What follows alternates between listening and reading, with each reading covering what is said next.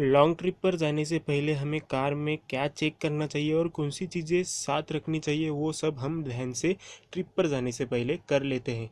जैसे कि ट्रिप पर जाने से पहले हमें कार को ठीक तरीके से चेक करना होता है, वैसे ही लॉन्ग ट्रिप से आने के बाद हमें कार में कुछ चीज़ें देखनी होती है जो कि हम नहीं देखते हैं।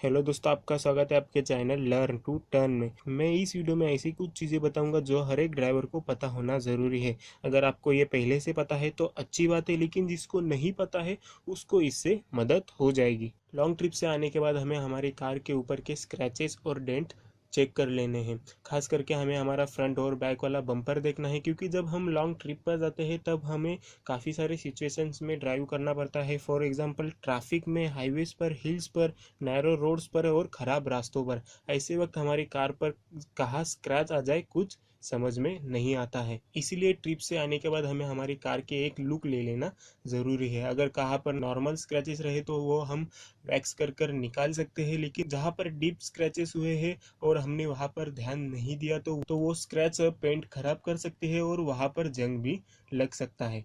अगर हमें ऐसी स्क्रैच दिखाई देते हैं तो वहाँ पर हमें टचअप करवा लेना ज़रूरी है। ट्रिप से आने के बाद हमें हमारा इंजन ऑयल और ब्रेक ऑयल दोनों चेक कर लेने हैं, लेकिन ये दोनों चेक करते वक्त हमें ये ध्यान में देना है कि जब इंजन ठंडा हो जाए, यानी कि 10-15 मिनट के बाद ही हमें इंजन ऑयल चेक करना है, क्योंकि जब इंजन गर्म रहता है तब इंजन ऑयल पूरे इंजन में सर्कुलेट हुआ रहता है, इसलिए हमें ठीक से लेवल समझ में नहीं आती है। इंजन ठंडा होते ही हमें इंजन ऑयल की लेवल चेक कर लेनी है और उसका कलर भी देख लेना है। अगर लॉन्ग ट्रिप की वजह से उसका कलर पूरी तरीके से ब्लैक हो गया हो तो हमें वो चेंज कर लेना काफ़ी ज़रूरी है। और ब्रेक ऑयल का भी हमें लेवल चेक कर लेना है। अगर उसकी लेवल कम हो गई हो तो हमें वो मैक्स पर कर लेना है, अच्छी और सेफर ड्राइविंग के लिए। जैसे कि मैंने आपको बताया कि लॉन्ग ट्रिप के वक्त हमें काफ़ी सारी सिचुएशन में ड्राइविंग करनी पड़ती है। फॉर एग्जांपल हिल्स में, ट्रैफिक में, हाईवेज पर या फिर ख़राब रास्तों पर। ऐसे रास्तों पर हमारी कार का मडगार्ड हमारे कार के मेटल पार्ट्स के और बॉडी पार्ट्स को प्रोटेक्ट करता है लूज मड से, स्टोन से या फिर रास्ते पर गिरे हुए शार्प चीज़ों से। ऐसे वक्त अगर लॉन्ग ट्रिप से आने के बाद अगर आपको दिखाई देता है कि आपका मडगार्ड जो है वो ब्रेक हो गया है तो उसे रिप्लेस करवा लेना हमारे लिए काफ़ी ज़्यादा ज़रूरी है।